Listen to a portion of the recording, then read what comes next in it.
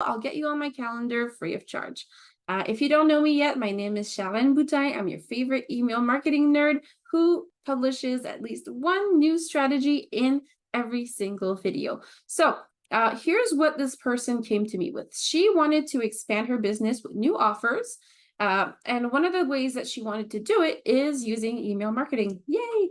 I always get excited when people tell me that. So, like a lot of service providers who do their job well, she had already worked with clients in the past, and those clients were really happy with her work. So, one of the things that we discussed that she could do is email every person from her client list who had previously worked with her to let them know if they wanted to opt into her new email list. So this would give her a head start with growing her list. And those are people who have already said yes to working with her in the past. So they may be interested in working with her again.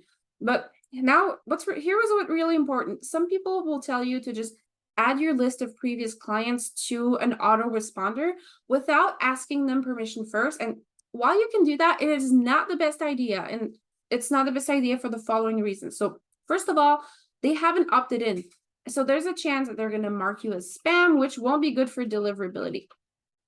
Most autoresponders like ConvertKit, this is number 2, it has terms and conditions that say that you cannot add someone who hasn't opted in.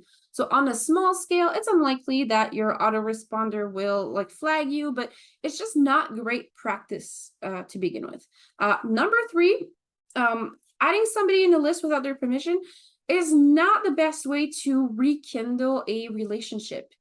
You already have rapport with your old clients, so why not use that rapport to rekindle the relationship instead of doing a mass email? So what I told this person to do is to really personalize this email as much as she could for each person. Like maybe refer to specific details about the project, like make it really obvious that she's reaching out personally and that it's not a mass outreach. And this is where freebie validation comes in. So if you have a list of previous clients that you worked with one-on-one or that you've had other offers with, and they really fit your demographic of your ideal audience, you can use this type of manual outreach to validate your freebie. So when you reach out to that person or list of people, you can tell them, hey, if you do join my list, I have this freebie for you. And then you can customize how you talk about your freebie. So let's say that your freebie helps with problem A, B, and C, okay? And when you reach out to your old client, Bob, for example, maybe you know that Bob has really struggled with problem B in the past. So when you reach out to him specifically, you can focus your attention on how your freebie solves problem B. And you can be as specific as possible. So if I were reaching out to an old client of mine who struggled to write calls to action in her emails, for example, I'd say something like this, like, oh, by the way, if you join, I'll send you my 30 days of email prompts and swipes. And what I think you'll find really helpful is that I've included 20 unique calls to action in there. So if you still struggle to come up with those on your own, you'll be able to swipe mine. How does that sound? Okay, so this is what it could sound like.